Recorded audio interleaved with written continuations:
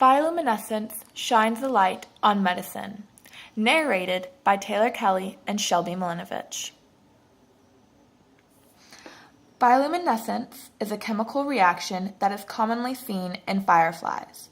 The reaction process gives off light which doctors can then use to track an infection's progression in a living organism by injecting the reaction into the organism's body. This is a non-invasive technique which is favorable to invasive techniques.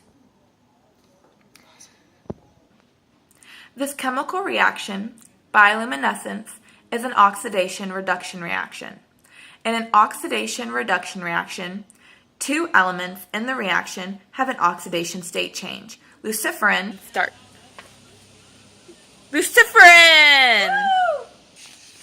oxidizes into oxyluciferin. Oxyluciferin! Making it the reduction agent. And oxygen! From a 0 oxidation state in O2 to a -2 oxidation state in CO2. Carbon dioxide! Making it the oxidation agent.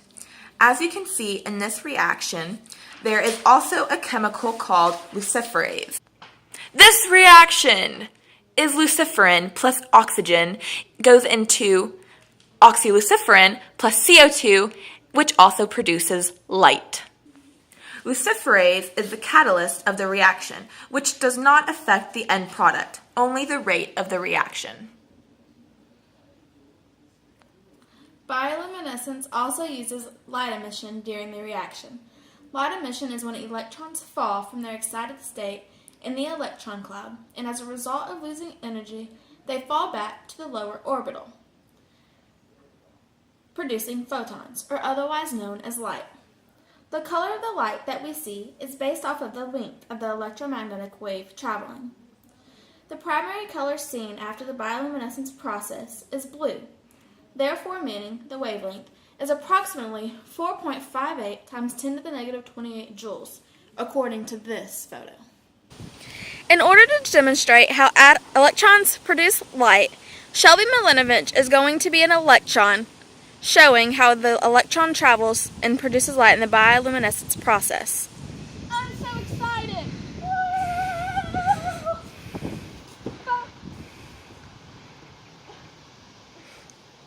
I am so high and excited! I produce light when I fall.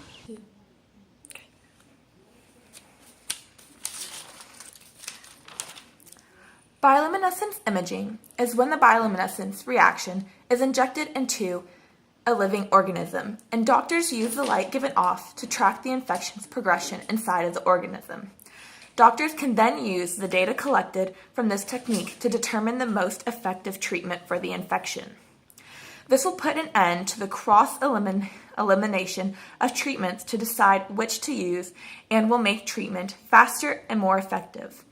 Doctors still need to find a replacement for luciferin in the bioluminescence reaction, since luciferin is not made in mammals, and due to this technique needs an external light source, which means it can't be used deep in the body, since our skin tissue is too thick.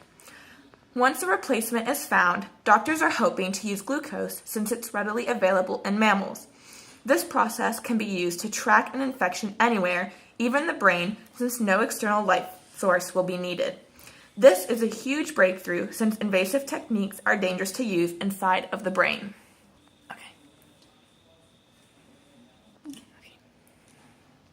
Bioluminescence is also being tested for a cure for cancer. The scientists researching this are doing so by isolating modified cancer cells into a petri dish and then adding the luciferin into the cells. And when the photosynthesizing agent is added, the reaction is able to produce enough light, causing the cancer cells to be killed. The problem with using this process for curing cancer in humans is that the tissue of the humans is too thick for the external light source to travel through.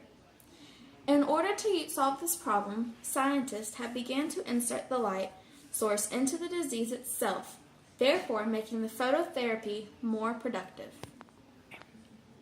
You can do that. And as of right now, the bioluminescence process cannot be used in humans due to the lack of an internal light source, since luciferin is not found in mammals. Scientists are trying to figure out a way to use glucose or another chemical that is widely found in the mammal population to use as a light source, instead of the luciferin. Once the bioluminescence process is fully developed in humans and is approved by the Food and Drug Administration, or otherwise known as the FDA, it'll help doctors diagnose diseases and medically treat people more efficiently. Ready? And here are our citations for our pictures that were previously used in our presentation.